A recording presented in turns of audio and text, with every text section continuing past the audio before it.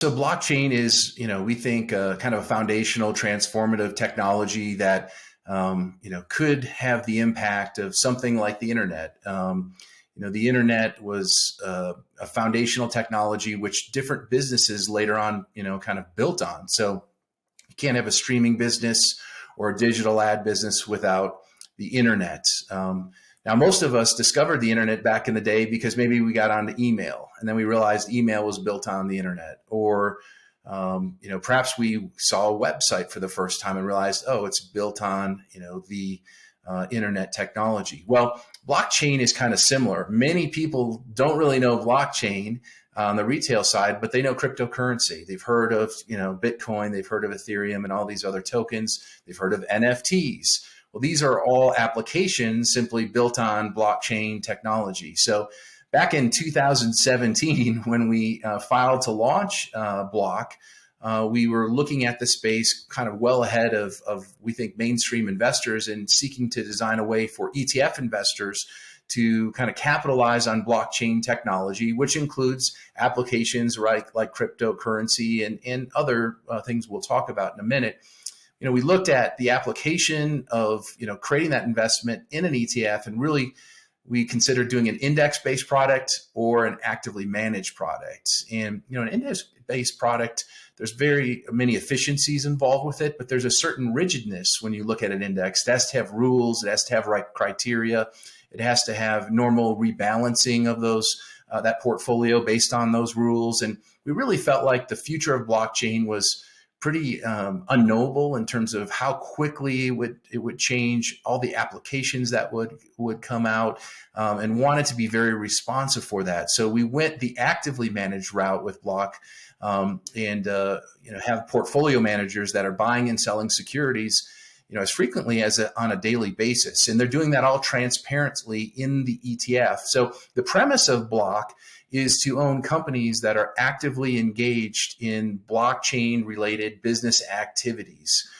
So this could mean everything from producing equipment that is used for blockchain, proof of concept or mining, to having a venture capital or financial or payment business that utilizes blockchain technology, to be doing investment banking with blockchain type companies, to actually owning indirectly Bitcoin. We actually have some spot Bitcoin ETF holdings in BLOK, fairly minimal. So the kind of the premise of BLOK is not really to be a crypto ETF, it's to be a blockchain focused ETF. And while crypto is very important, there are so many applications we think for blockchain.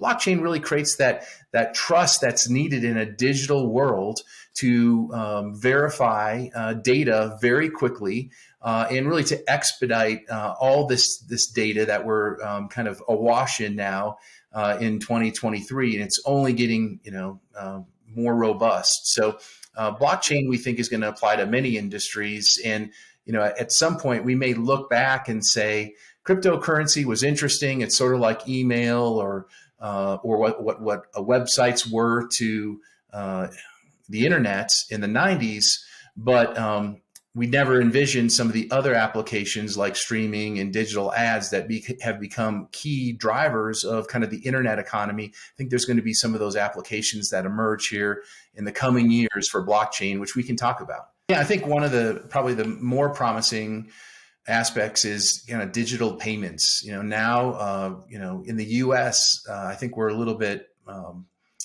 we're not as sophisticated in terms of what many other countries face around the world, especially emerging markets and poorer countries from an economic standpoint, and kind of the dynamic that they're faced, either transferring money to relatives or paying when they don't have a bank account.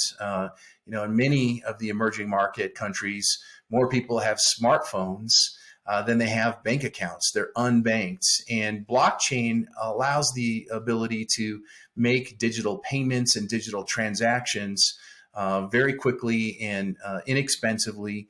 And I think that is one of probably the biggest global use cases for blockchain, to be able to make payments really frictionless.